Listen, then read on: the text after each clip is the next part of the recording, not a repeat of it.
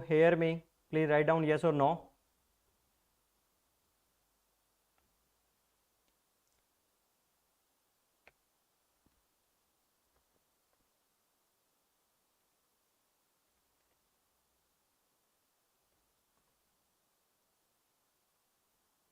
Yes, thank you. आज का जो हमारा मेन टॉपिक रहने वाला है, इसका मेन ऑब्जेक्टिव तो ये है कि आपको फास्ट रिवीजन कराया जाए जिससे आपको एग्जाम के अंदर मदद मिले। चैप्टर का नाम है द एज ऑफ इंडस्ट्रियलाइजेशन। ये जो बेसिकली चैप्टर है, अगर आपने 6 to 7 क्वेश्चन अच्छी तरह से प्रिपेयर कर लिए, इसमें माई गारंटी वो बोर्ड में आएंगे। ठीक है, तो आपको ध्यान से सुनना है और अगर आप चाहे तो अपने नोट्स खुद बना सकते हो इसको देख के। अब इसके अंदर जो चैप्टर है हमें रैपिड करना है। रैपिड का मतलब है कि फास्टली। हमें दो चीजें सीखनी है। पहला, यूरोप के अंदर इंडस्ट्रियलाइजेशन का प्रोसेस कैसे स्टार्ट हुआ, क्या चैलेंजेस आए, क्या इनोवेशन हुए। सेकंड पोर्शन के अंदर हम इंडिया के में देखेंगे कि इंडस्ट्रियलाइजेशन आने से भारत को क्या नुकसान हुआ, उसके बाद भारत को क्या फायदा हुआ, दोनों चीजें। और उस फायदे नुकसान में सबसे ज्यादा फायदा किसको मिला, ये हमने देखना है। तो इसके अंदर सबसे पहला जो टॉपिक है उसके अंदर दो वर्ड्स हैं। पहला है वर्ड प्रोटो इंडस्ट्रियलाइजेशन। अब ये क्वेश्चन कैसे आता है ये मैं आपको साथ साथ बताते चलूंगा, आपके जो डाउट्स हैं लिखते रहना। प्रोटो इंडस्ट्रियलाइजेशन और एक है आपका इंडस्ट्रियलाइजेशन। अब इनके क्वेश्चन कैसे आते हैं, वो कहता है write any 3 features of proto industrialization, write any 3 features of industrialization. Differentiate कीजिए किसके बीच में, प्रोटो इंडस्ट्रियलाइजेशन एंड इंडस्ट्रियलाइजेशन के बीच में। अगर इनके हम 3-3 पॉइंट लर्न कर ले तो हमारे लिए काम आसान हो जाएगा। सबसे पहली बात, प्रोटो इंडस्ट्रियलाइजेशन क्या है, the time period of production for global market by hand. इसमें जो प्रोडक्शन होता था वो कैसे होता था, बाय हैंड होता था। बाय हैंड कौन करते थे, ऐसे लोग जो प्रोफेशनल थे। उन प्रोफेशनल पीपल्स के ग्रुप को बोला जाता है गुल्ड्स। गुल्ड्स क्या है बेटे, ग्रुप ऑफ प्रोफेशनल पीपल जो हाथ से चीजें बनाते थे। पहला पॉइंट तो ये हो गया। सेकेंड वन, ये जो काम होता था सारा घर में होता था, इसके लिए family members are involve. Professional peoples नहीं होते थे, फैमिली मेंबर्स आर इन्वॉल्व, तो फैमिली मेंबर्स काम करते थे। तो आप सेकंड पॉइंट ये लिखोगे। जो प्रोडक्शन है वो डिसेंट्रलाइजेशन होता था। क्या होता था, डिसेंट्रलाइजेशन का मतलब है production not done under the one roof. यहाँ पे एक काम किसी से किया जाता था। जैसे अगर क्लॉथ बनना है तो उसके बहुत सारे प्रोसेस है, तो यहाँ पे थ्रेडिंग कोई और करता था, वीविंग और कोई कर रहा है, डाइंग और कोई कर रहा है। तो यहाँ पे जो प्रोडक्शन होता है डिसेंट्रलाइजेशन के अंदर होता था। ठीक है, नेक्स्ट पॉइंट इसके अंदर आपको याद रखना है, ए 1 मार्क का क्वेश्चन आ सकता है। ठीक है, विच सिटी वो the main finishing centre. Finishing city कौन सी थी यूरोप के अंदर, तो जो फिनिशिंग सिटी थी वो कौन सी थी, लंदन थी।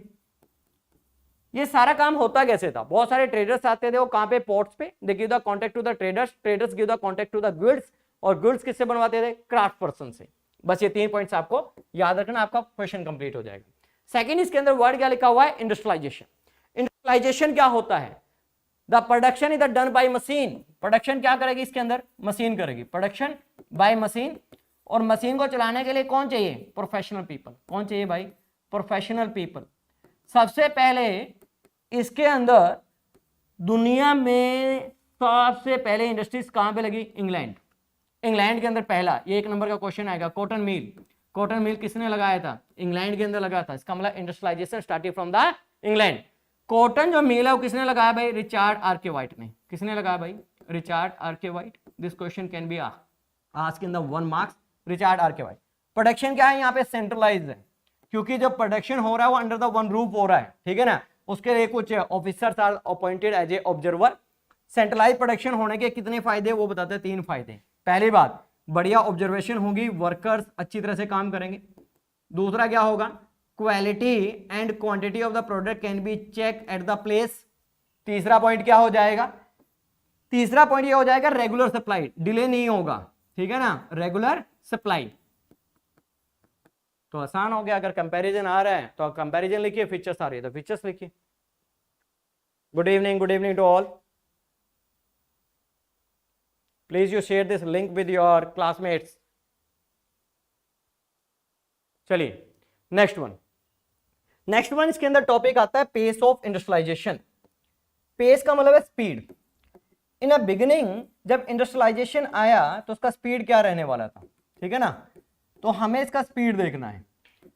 अब स्पीड क्या होती है, कोई भी चीज नहीं आती है तो उसका स्पीड बहुत कम रहता है, फास्टली वो क्या होता है, ग्रो होने स्टार्ट हो जाते हैं। जैसे अभी मैंने आपको बढ़ाना स्टार्ट किया, ग्रो होते होते बहुत बढ़िया हो जाएगा विद योर स्पॉट्स, ठीक है। अब इसके अंदर हम देखेंगे जो speed of the industrialization it was slow थी। उसके क्या कारण थे? पहला जो बड़ा रीजन समझ में आता है इसका कि जो मशीन आई थी इसके अंदर इंडस्ट्रियलाइजेशन आया था सबसे पहले। ये एक नंबर का भी क्वेश्चन आ सकता है आपका, इंडस्ट्रियलाइजेशन सबसे पहले किस प्रोडक्ट के अंदर आया? आप लिखो कॉटन, तो इसका मतलब कॉटन की इंडस्ट्रीज थी। फिर लेटर किसका आया? मेटल, इसका मतलब मेटल की इंडस्ट्री थी। What about the other industries? ठीक है। सेकंड पॉइंट ये बोलता है कि दुनिया के अंदर सबसे ज्यादा अगर किसी चीज का ट्रेड हो रहा था वो टेक्सटाइल था। और टेक्सटाइल इंडस्ट्रीज क्या होती है? डायनेमिक होती है। डायनेमिक का मतलब होता है according to need it is a change. जैसे बोलते हैं ना कोई हीरो बड़ा डायनेमिक है, वो अपनी सिचुएशन के अनुसार अपने आप को चेंज कर लेता है। तो यहाँ पे क्या है? टेक्सटाइल क्या है? डायनेमिक है। और डायनेमिक चीजें किससे बनती है? हैंडमेड। तो इसलिए मशीन को ज्यादा यूज नहीं किया गया। सेकंड पॉइंट ये लिख सकते हो। तीसरा पॉइंट आप क्या लिखोगे इसके अंदर?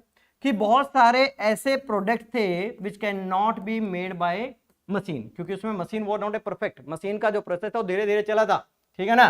तो यहाँ पे जो प्रोडक्ट है, प्रोडक्ट जो है वो क्या था? मशीन से नहीं बनाया जा रहा था। ऐसे बहुत सारी इंडस्ट्री थी, जैसे फर्नीचर लिख सकते हो आप, फर्नीचर के अलावा ग्लास, उसके अलावा फूड, ठीक है ना। तो ये लिखोगे। फोर्थ वन, यहां पे अभी भी मशीन के प्लेस पे give the preference to worker. किसको प्रेफरेंस दी गई? वर्कर को। ये 3 नंबर का क्वेश्चन आता है भाई। Why did industrialist give the importance to worker rather than machine? क्यों ऐसा क्या था? मशीन के बारे में 3 चीजें। मशीन क्या थी बेटे? कॉस्टली थी। सेकेंड वन, इसका रिपेयर भी क्या था? कॉस्टली था। दूसरा है बोलते हैं नॉट परफेक्शन, अभी वो परफेक्टली काम नहीं कर रही थी। जैसे एग्जांपल लिख सकते हो, सबसे पहले स्टीम इंजन। क्या भाई? Steam engine. स्टीम इंजन किसने बनाया? न्यू कॉमन ने। इसको पेटेंटेड, ये क्वेश्चन आता है भाई, हु गॉट द पेटेंट? इसको पेटेंट किसने मिला? ठीक है ना। आप देखो जेम्स वॉट। क्या भाई? James Watt. तीसरा इसमें फिर चेंज किए गए थे, और चेंज करके क्या बनाया गया? Industrial engine. क्या बनाया गया भाई? Industrial engine. और जो इंडस्ट्रियल इंजन बनाया था वो किसने बनाया था? मैथ्यू बोल्टन ने। ये 3 क्वेश्चन आ सकते हैं, ठीक है ना। पहला न्यू कॉमन, सेकंड क्या लिख रहा है? पेटेंट किसने कराया? पेटेंट का मतलब स्पेशल राइट टू मेक, जो आजकल लिखा था ना कॉपीराइट, वो वाली बात कह रहा है। तीसरा क्या बोला है? Industrial engine. किसने बनाया? मैथ्यू बोल्टन ने। Am I clear? तो ये आपका 3 नंबर का क्वेश्चन आ सकता है, या 5 नंबर का क्वेश्चन आ सकता है, या इससे 1 मार्क के क्वेश्चन कैन बी आस्क्ड, ठीक है। चलिए आगे हम ये देखते हैं कि बेसिकली जब इंग्लैंड के अंदर बहुत सारी इंडस्ट्रीज थी तो इंग्लैंड ने क्या स्टार्ट किया? Expansion of the colonisation start कर दिया। क्या कर दिया भाई? Expansion of the colonisation. जी एक बार कमेंट सेक्शन देखते हैं आपका।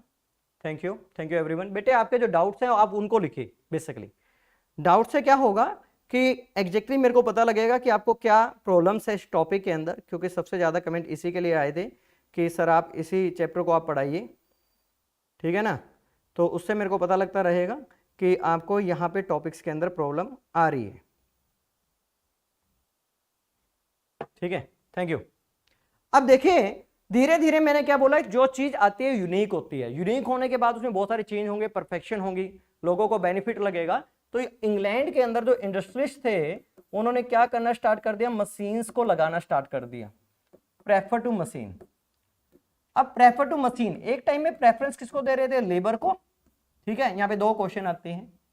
पहला क्वेश्चन आता है कि जो इंडस्ट्री थे वो प्रेफर टू लेबर क्यों दे रहे हैं। दूसरा यहाँ पे जो क्वेश्चन आता है कि later on they started to give the importance to machine, machine को इंपोर्टेंस क्यों देनी स्टार्ट कर दी, ठीक है ना जी। अब यहाँ पे लेबर को प्रेफरेंस क्यों दे रहे हैं उसके आपको 3 पॉइंट्स याद रखने पड़ेंगे, और मशीन को क्यों है। लेबर का हमने पहले ही देख लिया कि लेबर को इसलिए दे रहे हैं क्योंकि लेबर क्या थी बेटे? ह्यूज अवेलेबल थी, ठीक है ना। बहुत ज्यादा लोग थे काम करने के लिए। जब बहुत ज्यादा लोग काम करने के लिए थे तो उनके लिए क्या सोल्यूशन हुआ कि लेबर क्या मिलेगी? चीप मिलेगी, सस्ती मिलेगी, ठीक है ना। जिससे किसको फायदा होगा? इंडस्ट्रीज को फायदा होगा। सेकंड पॉइंट में आप क्या लिखोगे कि यहाँ पे आप ड्रॉबैक्स ऑफ द मशीन लिखोगे। मशीन के ड्रॉबैक्स मैंने आपको 3 बताए। पहला ड्रॉबैक्स क्या बताया? कॉस्टली है, दूसरा रिपेयर कॉस्टली है, और तीसरा क्या? Not perfection. You can write to make a flow chart बना के लिख दीजिए। तीसरा क्या लिखोगे? बहुत सारी ऐसी इंडस्ट्रीज थी सीजनल थी, इसका मतलब they don't need to labour for the properly, पूरे साल के लिए नहीं चाहिए थी, सीजनल, ठीक है ना। जैसे आप एग्जांपल लिख सकते हो क्रिसमस। जैसे क्रिसमस का सीजन आता है, they need to the more people because they have the more demand, उनकी बहुत ज्यादा डिमांड होती थी प्रोडक्ट की, इसीलिए। अब बाद में किसको प्रेफरेंस दिया? मशीन को। क्यों दिया? जो मशीन है वो क्या करेगी? इनका टाइम सेव करेगी। टाइम सेव के साथ क्या करेगी? फास्ट प्रोडक्शन करेगी भाई। फास्ट प्रोडक्शन के साथ क्या करेगी? यूनिफॉर्मिटी के साथ करेगी। किसके साथ करेगी? यूनिफॉर्मिटी। और बहुत सारे वर्कर्स का काम अकेले ही कर सकती है, इसका मतलब क्या है? इकोनॉमिकली बेनिफिशियल है। और इंडस्ट्रियल हमेशा किसके लिए काम करते हैं? इकोनॉमिकल बेनिफिशियल के लिए काम करते हैं, ठीक है। अब ये सारे काम हो रहे हैं मशीन की वजह से, तो डेफिनेटली प्रॉब्लम किसको आएगी भाई? वर्कर्स को। तो यूरोप के बहुत बुरे हाल थे 18वीं सेंचुरी के अंदर, क्योंकि यहाँ पे बहुत सारे लोग रूरल एरिया से, क्योंकि इंग्लैंड क्या कर रहा था? Raw material import from the colonies, इसीलिए इंग्लैंड के अंदर जो रॉ मटेरियल प्रोड्यूस हो रहा था उसका कॉस्ट बहुत ज्यादा था, उसको कोई परचेज नहीं करता था, तो वहां के farmer started to convert to themselves into the labour. Labour कहां जाएगी? सिटीज के अंदर जाएगी। अब ये क्या है? यहाँ पे अनएम्प्लॉयड है। अनएम्प्लॉयड होने का कारण क्या है? No demand. सिंपल सा नियम है इकोनॉमिक्स का, डिमांड एंड सप्लाई। जिसकी डिमांड होगी उसका सप्लाई बढ़ेगा, जिसका सप्लाई बढ़ेगा उसका प्राइस बढ़ेगा, ठीक है। सेकेंड पॉइंट क्या बोलता है? सेकेंड पॉइंट ये बोलता है कि अनएम्प्लॉयमेंट होने की वजह से poor leaving condition. Poor leaving condition थी किसकी बेटे? वर्कर्स की। और पुअर लिविंग कंडीशन होने की वजह से they have to live on the footpath. कहां पे रहना पड़ा? फुटपाथ पे रहना पड़ा। बहुत सारे वहां पे शेल्टर्स बनाए गए थे, किसके द्वारा? जो सोसाइटी में अमीर लोग हैं, समाज सेवा करना चाहते हैं, फिलैंथ्रोपिस्ट जिसको हम बोलते हैं, उन लोगों के लिए। इसका मतलब worker condition was not good due to the innovation of the machine. बस ये 3 पॉइंट आपको याद रखने हैं।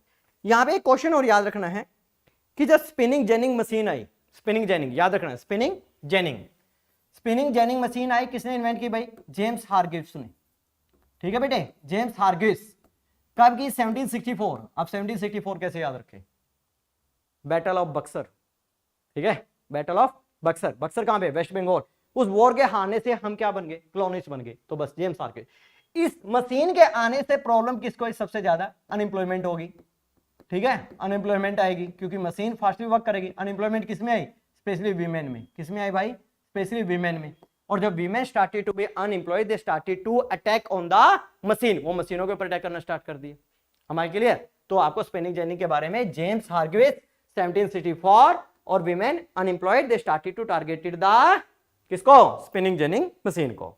बस यही पॉइंट आपको, यही पॉइंट याद रखने हैं। बस हो गया आपका यूरोप। मैप वर्क का video is prepared, it will be uploaded after this class. और बहुत अच्छे तरीके से मैंने मैप वर्क को एक्सप्लेन किया है, आप उसको देखें, आपको ट्रिक्स बताई हैं कि आप इजीली तरीके से कैसे लर्न करोगे। ओके जी, चलिए आगे चलते हैं। अब ये तो यूरोप का था, बस इतना याद रखना। यूरोप का हो गया भाई। यूरोप का देखो 2-3 क्वेश्चन है। अब देखिए अगला जो क्वेश्चन आता है इंडिया का। अब इंडिया के बारे में भी हम 2 चीजें देखेंगे। पहला पॉइंट हमारा रहेगा इंडिया से रिलेटेड बिफोर द कॉलोनियन, और फिर आप देखोगे आफ्टर द कॉलोनियन। बिफोर द कॉलोनियन का मतलब है कि भारत के कॉलोनाइजेशन से पहले, जब ब्रिटिशर ने हमारा पॉलिटिकल पावर को कंट्रोल नहीं किया था। उसके बाद क्या हुआ? After the colonisation. After the colonisation का मतलब हमारी कंडीशन बहुत बेकार हुई। हिस्ट्री का एक चैप्टर है the making of the global world, उसमें लिखा हुआ है 19वीं सेंचुरी में दुनिया का 1/3 trade done by India. Bharat का इकोनॉमी कितना स्ट्रांग होगा। अब हम देखते हैं कि इकोनॉमी स्ट्रांग होने का कारण क्या था। Before the colonisation we have the golden period related to the industries. Golden period होने का रीजन क्या है? हमारे पास क्या थी भाई? 2 चीजें बहुत अच्छी थी। पहला रॉ मटेरियल, दुनिया का best quality of the raw material, जिसको बोलते हैं कॉटन। कॉटन, कॉटन के बारे में तो ये बोला जाता है कि India the natural homeland to produce the cotton. सबसे टॉप क्वालिटी का प्रोड्यूस किया जाता था। सेकंड पॉइंट आप क्या लिखोगे यहाँ पे? कॉटन के बाद भारत के अंदर सिल्क, वैसे चाइना में ज्यादा सिल्क होता था, इसके नाम से सिल्क रूट भी बना है, पर है था।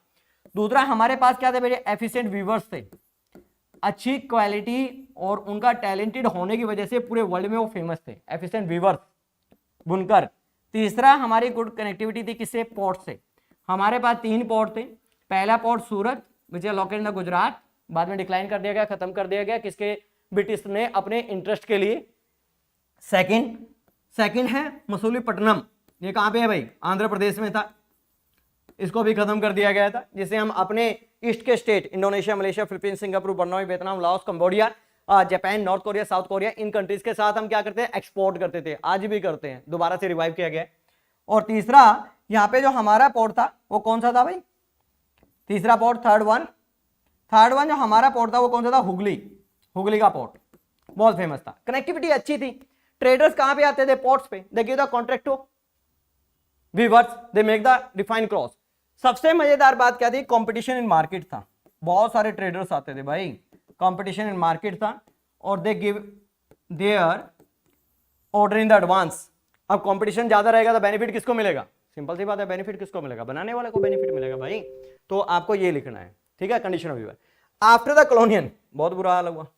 पहली बात तो आफ्टर द कॉलोनियन हम ये देखते हैं कि ब्रिटिशर ने हमें कॉलोनी क्यों बनाया। भारत के वीवर्स और अदर क्राफ्ट पर्सन के पास इतना बढ़िया क्वालिटी ऑफ प्रोडक्ट था which was highly demand in the European market, और ब्रिटिशर को हमारे क्राफ्ट पर्सन इतना सप्लाई नहीं दे रहे थे जिससे वो यूरोपियन मार्केट की डिमांड को सेटिस्फाई कर पाए। फाइनली दे फाउंड दैट अगर हमें रेगुलर सप्लाई करना है तो भारत के अंदर हमें पॉलिटिकल पावर को कंट्रोल करना पड़ेगा, और पॉलिटिकल पावर कंट्रोल करने से क्या होगा कि now they will decide who will trade with the India, वही काम हुआ। यहां पे क्या कर लिया इन्होंने बेटे, कंट्रोल द पॉलिटिकल पावर। जैसे इन्होंने कंट्रोल द पॉलिटिकल पावर किया, अब ये भी क्वेश्चन आ सकता है पॉलिटिकल पावर को कंट्रोल कब किया। वैसे तो हमारी एनसीईआरटी के अंदर लिखा हुआ है कि यहाँ पे 1770s लिखा हुआ है, पर याद रखना 1764 बैटल ऑफ बक्सर। देखो अगर आप फैक्ट्स लिख रहे हो विद द करेक्ट तो मार्क्स आपको मिलेंगे, इसका फायदा मिलेगा आपको। Control the political power, political power का मतलब now the britisher will decide कि भारत किसके साथ ट्रेड करेगा और किसके साथ ट्रेड नहीं करेगा। सेकंड पॉइंट इसके अंदर, जैसे कंट्रोल पॉलिटिकल पावर की, उन्होंने एक रूल बनाया monopoly on trade, monopoly on trade. इसका मतलब भारत के साथ जो ट्रेड होगा वो कौन करेगा, ब्रिटिशर करेगा। मोनोपोली ऑफ ट्रेड से भारत के वीवर्स को क्या प्रॉब्लम आई, तीन प्रॉब्लम। पहली बात, नो कंपटीशन इन मार्केट, क्योंकि अब ब्रिटिशर ही रह गए जो भारत के वीवर से प्रोडक्ट परचेज करेंगे। कंपटीशन नहीं होगा तो क्या नहीं होगा, नो बार्गेनिंग, प्राइस के लिए आप बार्गेनिंग नहीं कर सकते। क्यों नहीं कर सकते, क्योंकि ब्रिटिशर ही खरीदने वाले हैं। अगर आपको सर्वाइव करना है तो आपको क्या करना पड़ेगा, इनको बेचना पड़ेगा। इससे नुकसान किसको होगा, लॉ प्रॉफिट, किसको लॉ प्रॉफिट होगा भाई, इंडियन वीवर्स को होगा, ठीक है ना। सेकंड प्रॉब्लम ये आई। ये करने से तीसरा क्या किया, ब्रिटिशर ने अपॉइंटेड द गोमस्तास। ये क्वेश्चन आ सकता है भाई, अपॉइंटेड द गोमस्तास। गोमस्तास कौन थे, आपने लिखना है gomasthas are the officers appointed by the Britisher to observe the weaving work, ठीक है। गोमस्तास क्या है भाई, ब्रिटिशर ऑफिसर्स हैं। गोमस्तास को तीन काम करने थे, 1 2 3, आसान है। पहला काम क्या करना था गोमस्तास को, पहला काम करना था ऑब्जर्वेशन, किसकी, वीवर्स की। क्या करेंगे, क्वालिटी ऑफ प्रोडक्ट चेक करेंगे। दूसरा, कितना क्वांटिटी सप्लाई करना वो चेक करेंगे।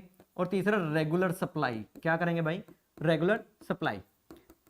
अब एक क्वेश्चन 2 नंबर का आ सकता है, what was the main reason for clash between gomasthas and Indian viewers.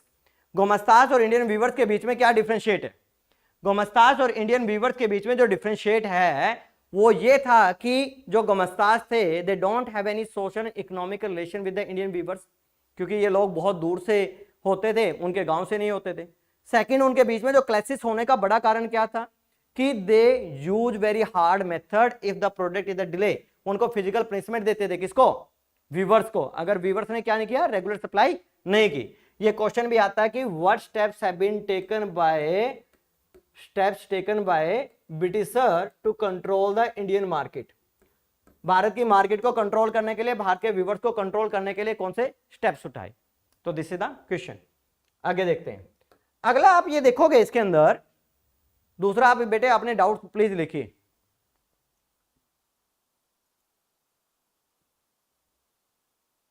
Ji, map भी 7 वाई वर तनिष्क का क्वेश्चन बहुत इंपॉर्टेंट आया। Sai sir, why were the Surat and Hooghly port destroyed. बेटे जो सूरत और हुगली का जो पोर्ट था उसके ऊपर इंडियन जो ट्रेडर्स थे उनका बड़ा कंट्रोल था, तो britisher were not able to manage. तो उन्होंने आसान रास्ता क्या निकाला, उन पोर्ट्स को ही बंद कर दिया और दो नए पोर्ट बनाए। पहला पोर्ट कौन सा बनाया, बॉम्बे पोर्ट, और सेकंड कौन सा बनाया, कलकत्ता पोर्ट। और जो बॉम्बे था उसकी कहानी अलग है। जो बॉम्बे था it was not under the control of britisher, it was under the control of Portuguese. और पोर्चुगीज की queen got married with the Prince of England और दे गिफ्टेड, उन्होंने गिफ्ट दे दिया, जैसे हमारे यहाँ पे डोरी देते हैं, बट डोरी नॉट ए गुड थिंग, ठीक है, उन्होंने दे दिया। उन्होंने यही देखा कि जो हमारे पोर्ट्स हैं ये, अगर इनके ऊपर इंडियन ट्रेडर स्ट्रॉन्गर है, they are not able to do their trade as they want, तो इसलिए उन्होंने आसान रास्ता क्या निकाला, उनको क्या कर दिया, क्लोज कर दिया, नए पोर्ट डेवलप कर लिए।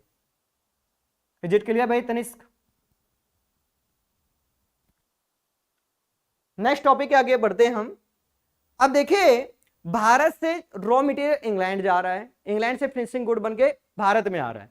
प्रॉब्लम किसको हो रही है, वहां के जो person produce the raw material, वहां के फार्मर्स, क्योंकि वहां पे जो रॉ मटेरियल प्रोड्यूस होता था वो कॉस्टली है, क्योंकि वहां पे not a climatical condition to produce the cotton इस और फूड ग्रेन्स भारत में अच्छा होता है, क्योंकि ये क्या बेटे ट्रॉपिकल सब ट्रॉपिकल एरिया है।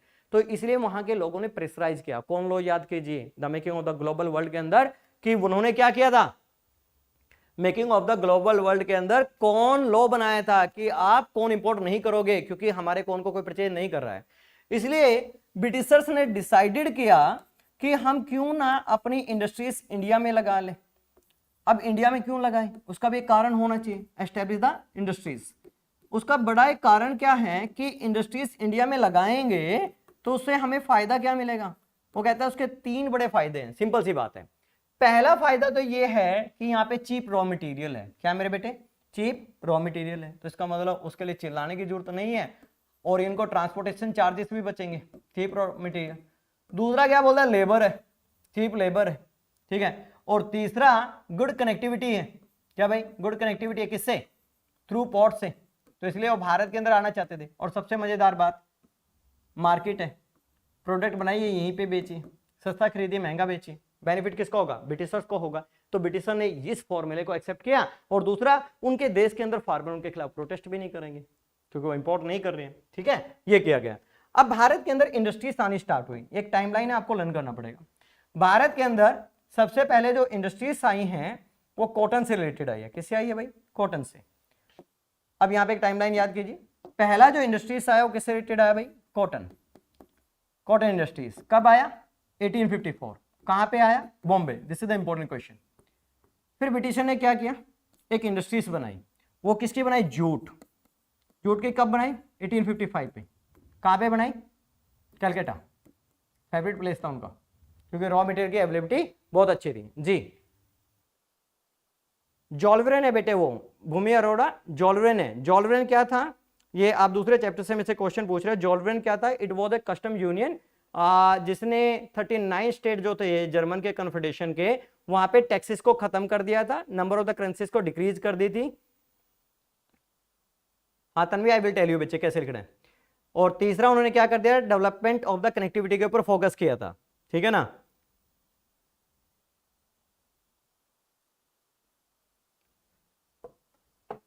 अब देखिए तीसरा यहाँ पे एक मिल लगा जिसका नाम था इल्गिन मिल, ठीक है ना।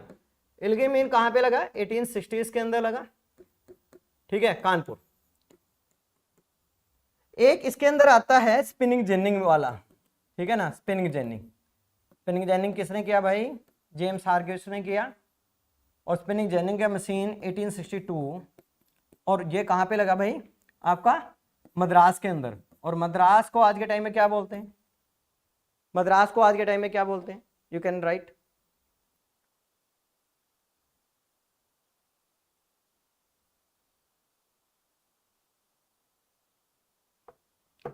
जी ये बेटे आपका 1874 है, ठीक है, ये 1860 है, सही है। तो ये सारे मील भारत के अंदर आए। अब बड़ा क्वेश्चन ये आता है कि भारत के अंदर जब मील आ रहे हैं तो एक क्वेश्चन आता है फ्रॉम वेयर वर्कर्स कम, इनके लिए वर्कर्स कहां से आएंगे। आसान सा क्वेश्चन आता है, वर्कर कहां से आते हैं। देखिए पहली कंडीशन आप लिखोगे, पहला पॉइंट, वर्कर्स आते हैं नियर बाय विलेजेस से। जैसे हमारा करनाल शहर है तो यहाँ के नियर बाय विलेजेस से बहुत सारे पीपल सिटी में काम करने आते हैं इंडस्ट्रीज के अंदर। जब विलेजेस के अंदर क्या हो जाएगा, फेलियर ऑफ मानसून हो जाएगा। क्या हो जाएगा भाई, फेलियर ऑफ मानसून हो जाएगा, एग्रीकल्चर रून हो जाएगा, बर्बाद हो जाएगा। तो वो सिटीज के अंदर जाएंगे क्या, in the hope for the, किस होप में, किस उम्मीद के अंदर भाई, इस उम्मीद के अंदर कि हमें काम मिलेगा। तो यहाँ पे कहां से आएंगे बेटे, डिस्टेंट लैंड से आने स्टार्ट हो जाएंगे। अब देखिए आसपास के विलेजेस से भी आ रहे हैं, डिस्टेंट लैंड से भी आ रहे हैं, तो यहाँ पे क्या हो जाएगी भाई, मोर अवेलेबिलिटी ऑफ लेबर। इतने उनको चाहिए भी नहीं जितने ज्यादा क्या यहाँ पे लेबर आ गई। इससे क्या होगा कि इन्होंने ब्रिटिशर ने काम किया कि हम लेबर को उसको रखेंगे जो एफिशिएंट होगा। एफिशिएंट कैसे चेक करेंगे, उसके लिए एक पर्सन की अपॉइंटमेंट कर दी, जिसको बोलते हैं जॉबर। ये इंपॉर्टेंट टॉपिक है, जॉबर। जॉबर क्या थे? ऐसे वर्कर ब्रिटिशर के जो क्या थे भाई, ट्रस्ट वर्दी थे, ठीक है ना, और लंबे टाइम से ब्रिटिशर के लिए काम कर रहे थे। इनका एक ही काम था कि ये रिक्रूट करेंगे किसके बेटे, रिक्रूटमेंट ऑफ वर्कर, वर्कर की रिक्रूटमेंट करेंगे। फिर बाद में क्या होना स्टार्ट कर दिया, they started to ask the gift, कि अगर आप मेरे को गिफ्ट दोगे तो मैं आपको जॉब दूंगा, अदरवाइज नहीं दूंगा। और ऐसे ही चलता रहा। इसका मतलब करप्शन आज से नहीं, पहले से ही चलता आ रहा है। बस ये आपको पॉइंट याद रखना है। तन्वी, जो आपका क्वेश्चन है वो क्वेश्चन राइट डाउन कर दीजिए। क्वेश्चन ये होगा कि हाउ डिड द, हाँ भव्य अभी आएंगे उस पर, कि how did the britisher control the Indian weavers. पहला लिखोगे पॉलिटिकल पावर, फिर दूसरा लिखोगे ट्रेड मोनोपोली, तीसरा लिखोगे eliminate the competition, no space for the bargaining, fourth one लिखोगे कि workers have to do only weaving work, they can not do any work, in that condition they will depend upon, किसके ऊपर depend हो जाएंगे, weaving के, और they have to do work for the britisher. और fifth one, इसके अंदर जो पॉइंट आपने लिखना है वो आप ये लिखोगे कि they appointed the gomasthas who supervise the functioning of the weavers. Is it clear बेटे तन्वी? बढ़िया है भाई परिभाषा, चेन्नई बहुत बढ़िया, निशांत बहुत अच्छे बच्चे, भव्य बहुत अच्छे, सारे बच्चे बहुत अच्छे हैं भाई। बस सीबीएसई बोर्ड के अंदर 100 मार्क्स लेके आओ, ये जो मेहनत हम कर रहे हैं ना आप लोगों के लिए वो सफल हो जाएगी, ठीक है ना बेटे। और बहुत अच्छे अच्छे बच्चे हैं इसके अंदर, आई होप कि आप बहुत बढ़िया करोगे एग्जाम के अंदर। बस ये यहीं तक याद रखेंगे। अब क्वेश्चन आता है इंडियन इंडस्ट्रियलिस्ट का, इंडियन इंडस्ट्रियलिस्ट। अब पहला क्वेश्चन तो ये आता है कि इंडियन इंडस्ट्रियलिस्ट बने कहां से हैं, ठीक है ना बेटे। इंडियन जो इंडस्ट्रियलिस्ट थे वो पहले ब्रिटिशर्स के लिए काम करते थे मोस्ट ज्यादातर। अब जो इंडियन इंडस्ट्रियलिस्ट है पहला दूसरा तीसरा कहां से बने? पहली बात वो किसके लिए काम करे, ब्रिटिशर्स के लिए। ट्रेड के अंदर मिडल मैन का काम करते थे। किसका काम करते हैं? Middle man. जैसे चाइना अलाउ नहीं करता था किसको, ब्रिटिशर्स को, कि मेरे देश में आप ट्रेड करो, तो उन्होंने ट्रेड किसके हेल्प से करना स्टार्ट कर दिया, इंडियंस के, तो उसके अंदर इन्वॉल्व थे। दूसरा, they have the financial support to the traders, वहां से उनको पैसा मिलता था। तीसरे लोग इन्वॉल्वमेंट में थे, जैसे मोड ऑफ पेमेंट कैसे करना है, तो उसके अंदर ये लोग इन्वॉल्वमेंट थे कि एक प्लेस से दूसरे प्लेस पे जो इंपोर्ट और एक्सपोर्ट होता था उसमें इन्वॉल्व थे, और साथ में मोड ऑफ पेमेंट वो करते थे। तो इसका मतलब उनके पास कैपिटल आया, और कैपिटल का मतलब दे इन्वेस्टेड, उसको उन्होंने इन्वेस्ट किया, और इन्वेस्ट करके अपनी इंडस्ट्रीज लगानी स्टार्ट कर दी। अब क्वेश्चन ये आता है कि भारत के अंदर कौन कौन से इंडस्ट्रियलिस्ट हैं। पहला आपको याद रखोगे दीन शाह पिटिट, ठीक है ना, तो ये भाई साहब कहां से हैं, याद रखना बॉम्बे, आज के टाइम इसको मुंबई।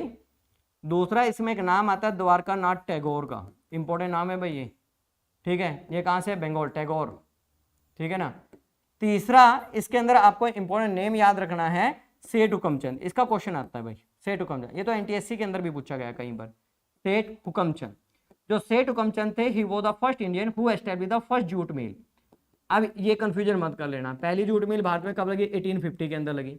अगर ये पूछता है पहले इंडियन ने कब लगाई, 1917 में लगाई। कब लगाई, कोलकाता, तो ये पहला इंडियन है जिसने क्या लगाई बेटे, फर्स्ट जूट मिल लगाई, ठीक है ना, फर्स्ट, तो सेठ हुकमचंद।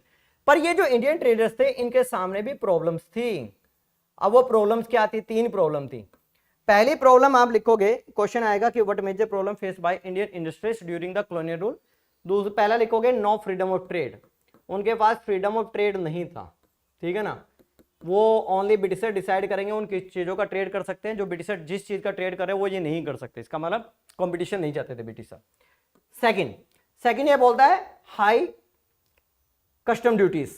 कस्टम ड्यूटीज का मतलब होता है जब इंपोर्ट और एक्सपोर्ट किया जाता है उसके ऊपर टैक्सेस लगाना, बहुत ज्यादा होती थी, इससे हमारे जो इंडस्ट्री थे उनको ज्यादा बेनिफिट नहीं मिल रहा था। तीसरा क्या था, पोर्ट्स, तो यहाँ पे पोर्ट्स किसके अंडर थे, ब्रिटिशर के अंडर थे, तो ब्रिटिशर जानबूझ के हमारे प्रोडक्ट्स को क्या करते थे, डिले करते थे, और britisher have appointed number of agencies to supervision the functioning of the Indian industrialist. हमारे के लिए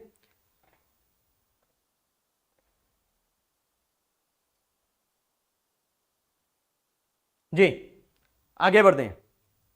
अब बहुत इंपॉर्टेंट टॉपिक आपका, टॉपिक ये है कि आप रीजन्स आइडेंटिफाई कीजिए, रीजन्स आइडेंटिफाई कीजिए कि हमारे जो इंडियन इंडस्ट्रियलिस्ट हैं, जो पेक्युलरिटीज वाला टॉपिक है, इंडियन इंडस्ट्रियलिस्ट हैं, उनका ग्रोथ कैसे हुआ, किसमें बेटे, 20th सेंचुरी के अंदर, ठीक है ना। ऐसी कौन सी सर्कमस्टांसेस हुई जिसकी वजह से इंडियन इंडस्ट्रियलिस्ट का क्या हुआ है, ग्रोथ हुआ है। तो बहुत 5 पॉइंट है। पहला पॉइंट देखिए, फर्स्ट वन क्या था कि भारत के अंदर पहले शिफ्टिंग एग्रीकल्चर होता था, shifting agriculture converted into settle agriculture, britisher ने किया। सेटल एग्रीकल्चर के बाद क्या आ गया, कमर्शियल एग्रीकल्चर।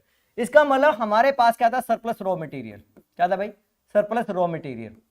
पर एक क्वेश्चन ये भी आता है कि what major problem face by the Indian weavers. Indian weavers का प्रॉब्लम था रॉ मटेरियल का, क्योंकि अच्छी क्वालिटी का raw material purchase by the britisher, और जो रह गया they export to the European market. Second point वो क्या बोलते थे कि हमारा जो डोमेस्टिक मार्केट था it was collapse due to the Manchester in the name of the city of England, जिसका प्रोडक्ट ज्यादा बिक रहा था, मशीन से बना होता, सस्ता था। तीसरी बड़ी बात, हमारा जो इंटरनेशनल ट्रेड होता था वो कोलैप्स हो गया था, क्योंकि सारे ट्रेड के ऊपर कंट्रोल किसका था, ब्रिटिश का। This 3 points you can right. Surplus raw material, surplus raw material होगा तो हमें क्या बेनिफिट होगा, हम इससे रिलेटेड अपने इंडस्ट्रीज लगा सकते हैं। अगर कम होगा तो सारा ब्रिटिशर ही रख लेंगे। सेकेंड पॉइंट हमने क्या किया, हमने निकाला ऑल्टरनेटिव ट्रेड्स ऑफ गुड्स। जिस चीज का ब्रिटिशर क्या कर रहे हैं, ट्रेड कर रहे हैं, उसका हम ट्रेड नहीं करेंगे।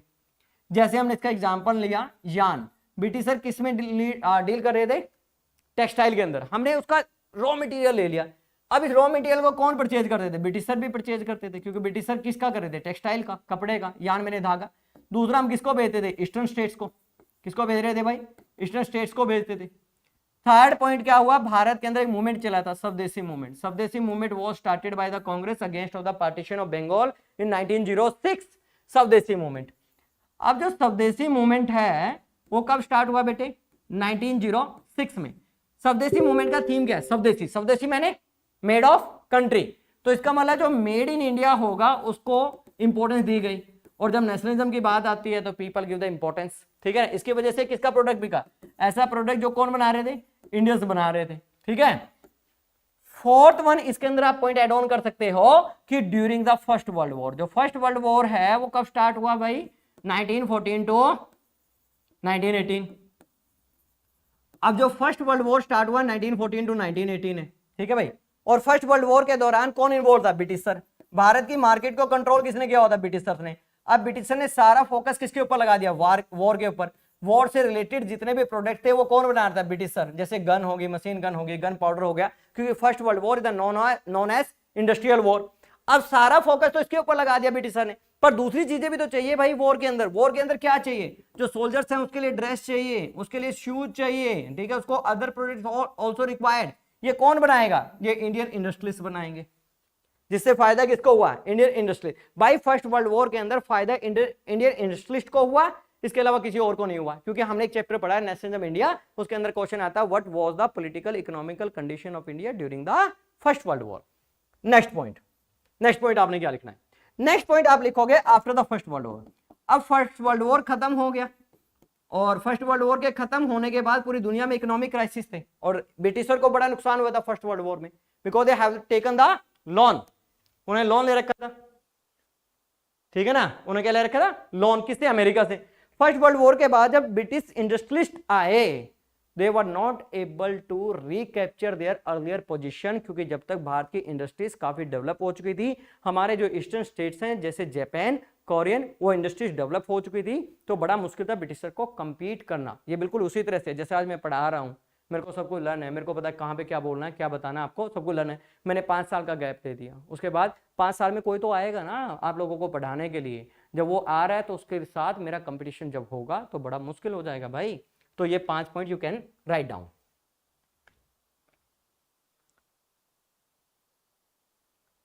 ठीक है।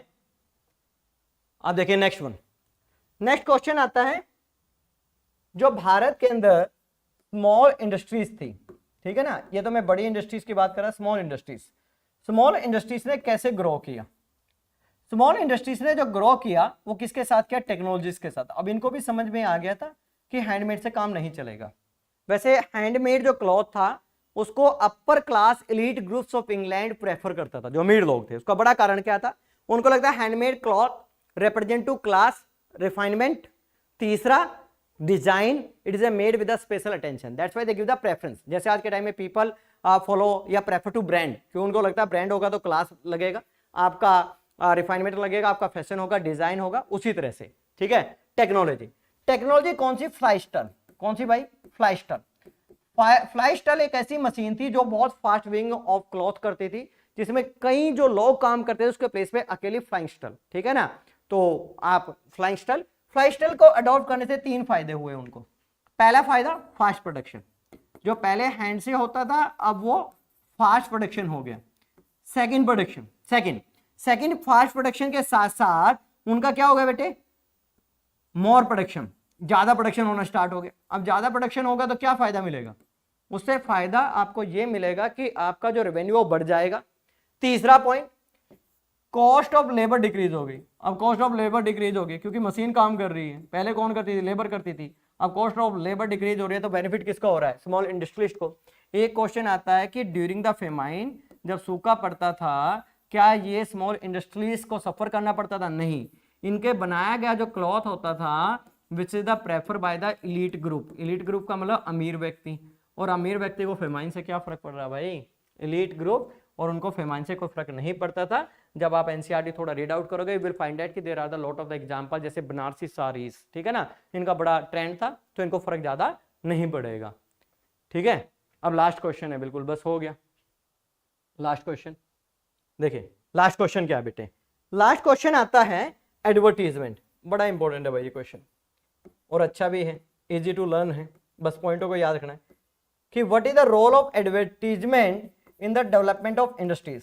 भाई डेवलपमेंट ऑफ इंडस्ट्रीज किससे होगा? प्रोडक्शन से होगा। अगर आपका प्रोडक्शन बहुत ज्यादा हो रहा है, उसका अगर कंजप्शन नहीं होगा तो इंडस्ट्रीज प्रोडक्शन नहीं करेगी। इंडस्ट्रीज प्रोडक्शन कब करेगी? जब उसका कंजप्शन बढ़ेगा।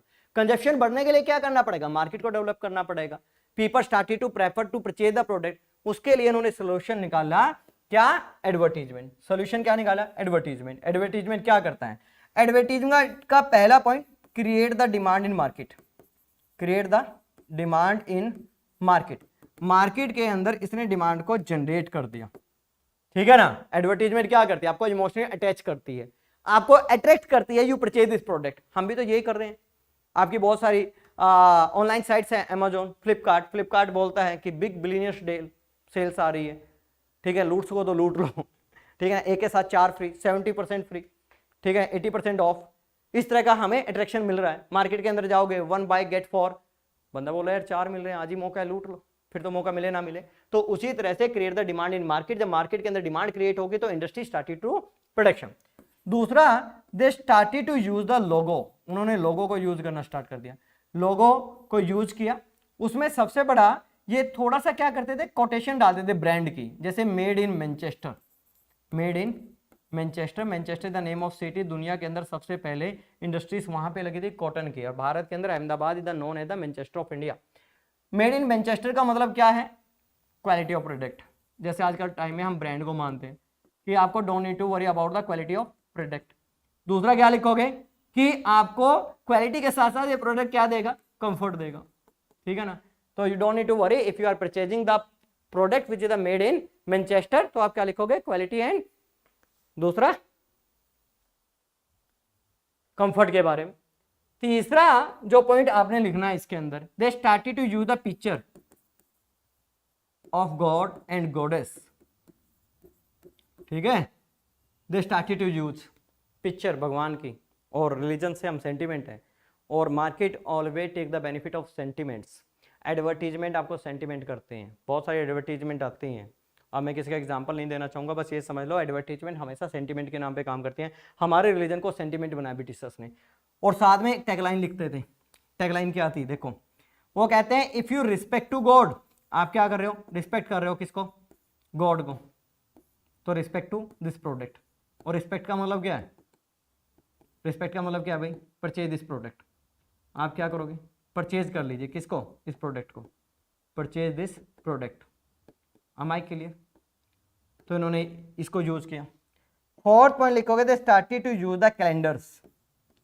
कैलेंडर्स को यूज करना स्टार्ट किया। कैलेंडर्स पे क्या होती थी? पिक्चर होती थी गॉड की, गॉडेस की, या लोकल डेटीज की, या फिर किसी किंग की, और उनको कहाँ पे लगा दिया जाता था बेटे? पब्लिक प्लेसेस के ऊपर, और अपनी जो प्रोडक्ट होता था उसका एडवर्टीजमेंट होता था। तो ये 4 points you can write down, और आपका आंसर कंप्लीट हो जाएगा, और आपका ये चैप्टर का रिवीजन भी हो गया। अब हमें फोकस क्या करना है? एक तो इसके अंदर 3-4 इंपॉर्टेंट ईयर्स हैं, आपने याद रखना। Spinning jenny machine, first cotton mill, ठीक है ना। First jute mill, first Indian jute mill. आपको उसके बाद याद रखना है कि पहला स्टीम इंजन गॉट पेटेंटेड, ठीक है ना, वो याद रखना है। First cotton mill establish in England when, who establish, ये बड़ा क्वेश्चन है। उसके बाद 1 मार्क के क्वेश्चंस, ठीक है ना।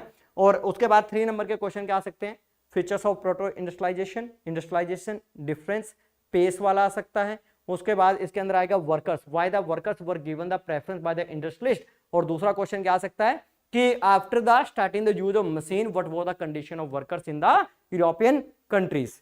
फिर उसके बाद क्वेश्चन क्या आता है कि आपके इंडिया का before the colonial after the colonial, जो मैंने आपको बताया है। नेक्स्ट क्वेश्चन इसके अंदर जो सबसे इंपॉर्टेंट है, 2 टर्म्स है, गोमस्तास और जोबर, याद रखना। गोमस्तास कौन है भाई, appointed by britisher, supervise the function of किसका, वीवर्स। जॉबर कौन है, who recruit the employees for the britisher. am I clear? सबसे लास्ट के 2 टॉपिक इंपॉर्टेंट है, how do the advertisement play an important role in the development of industries in India. और second आपका क्या है इसके अंदर कि what steps have been taken by the Britishers to control the Indian market, Indian weavers, or to create the worst condition of the Indian market. This is a thing about that. If you have any doubt, you can write down. Thank you, Manan Sani. He is my favorite always.